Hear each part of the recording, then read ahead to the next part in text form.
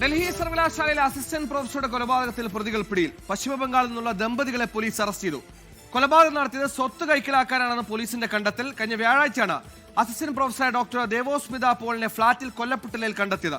ഈ അധ്യാപികയുടെ അകന്ന ബന്ധുക്കളായ ഇവർ അധ്യാപികയുടെ നാടായ പശ്ചിമബംഗാൾ അവർക്കുണ്ടായിരുന്ന കോടികൾ വിലയെടുപ്പുള്ള സ്വത്തുവകകൾ സ്വന്തം പേരിലാക്കാനാണ് ഇത്തരത്തിലൊരു ക്രൂര കൊലപാതകം ബംഗാളിൽ നിന്ന് ഡൽഹിയിലെത്തി നടത്തി.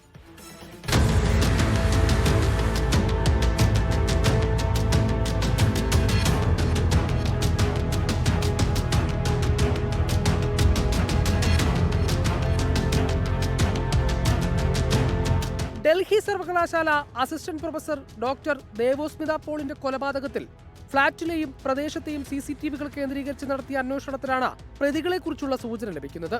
കൊലപാതകം നടന്ന് 4-ാം നാൾ പ്രതികൾ പോലീസിന്റെ പിടിയിലായി.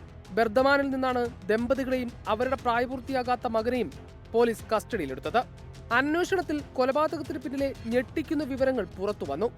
ബംഗാളിൽ ദേവോസ്മിതയ്ക്ക് അമ്മയുടെ പിതാവിൽ നിന്ന് ലഭിച്ച കോടികൾ വിലമതിക്കുന്ന വീട്ടിൽ താമസിച്ചു വരികയായിരുന്നു പിടിയിലായ ദമ്പതികൾ.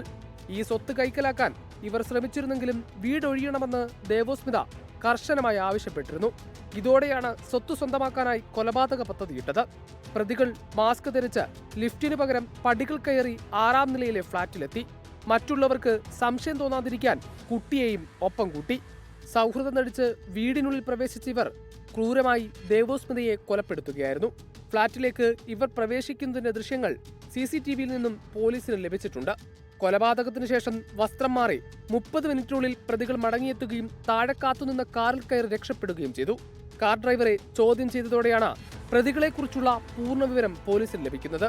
നിലവിൽ പ്രതികളെ ചോദ്യം ചെയ്തു വരികയാണ്.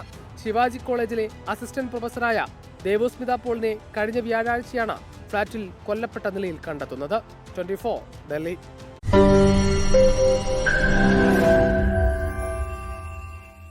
ലോകത്തെവിടെയായാലും ഏത് സമയത്തും 24 വാർത്തകളും ഓഗ്മെന്റഡ് റിയാലിറ്റി പാക്കേജുകളും എക്സ്പ്ലെയിനറുകളും വിശദമായി കാണാൻ ഞങ്ങളുടെ YouTube ചാനൽ നിങ്ങൾക്ക് സബ്സ്ക്രൈബ് ചെയ്യാം.